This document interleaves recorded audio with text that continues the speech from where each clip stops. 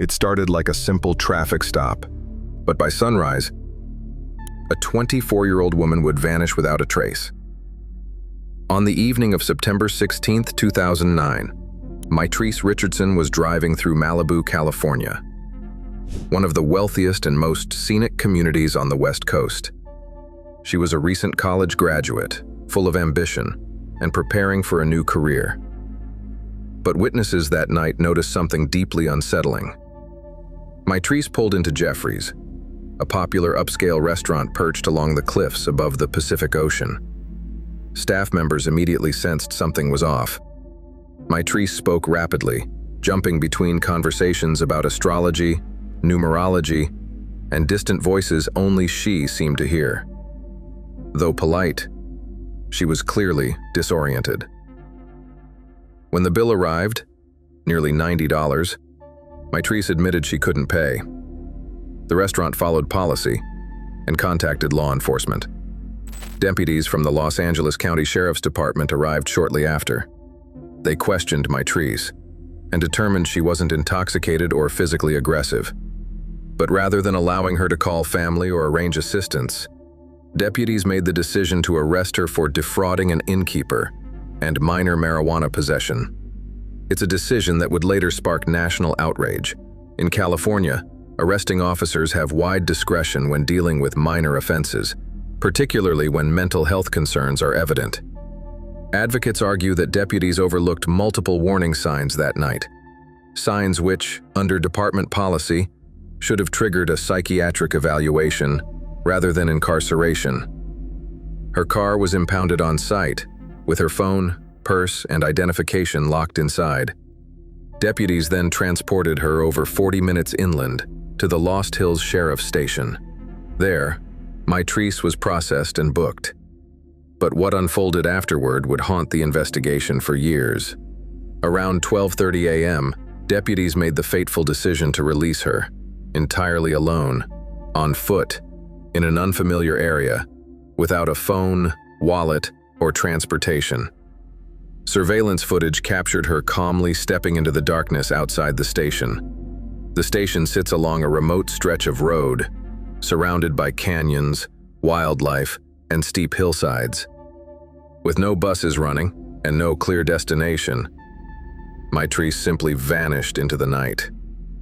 When morning came, and Maitrice's family learned she had been released without notification, panic set in. Her mother, Lettice Sutton, immediately contacted the department demanding answers.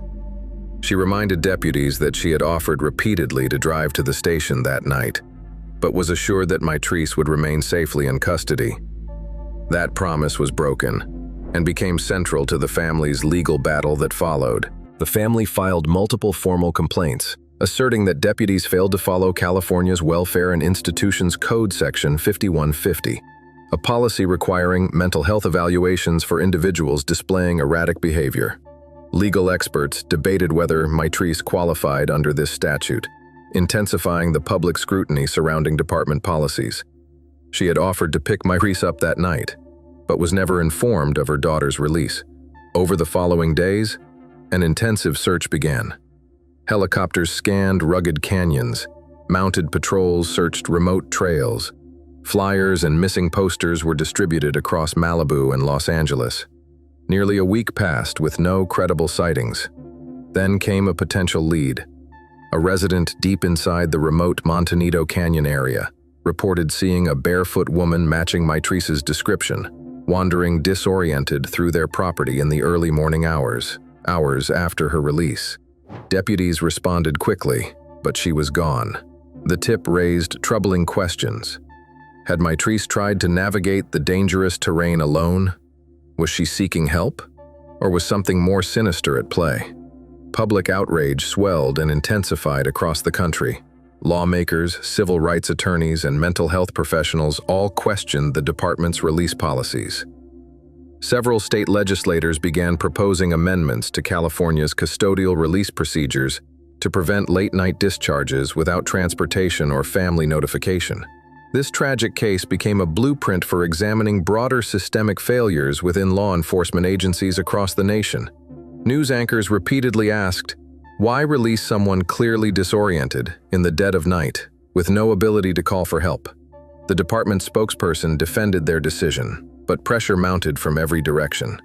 Media outlets questioned how standard protocols could allow a vulnerable young woman to be released without support.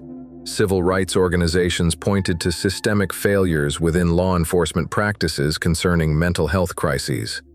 Despite mounting pressure, days turned into weeks, and weeks into months.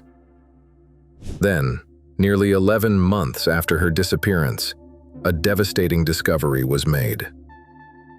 On August 9, 2010, park rangers conducting a routine inspection of an abandoned marijuana grow site deep in Malibu Canyon stumbled upon partial skeletal remains. It was Maitrice. Her remains were scattered across a rugged ravine. Disturbingly, portions of her body were removed from the scene before homicide investigators arrived, a breach of protocol that would trigger even more controversy and accusations of mishandling.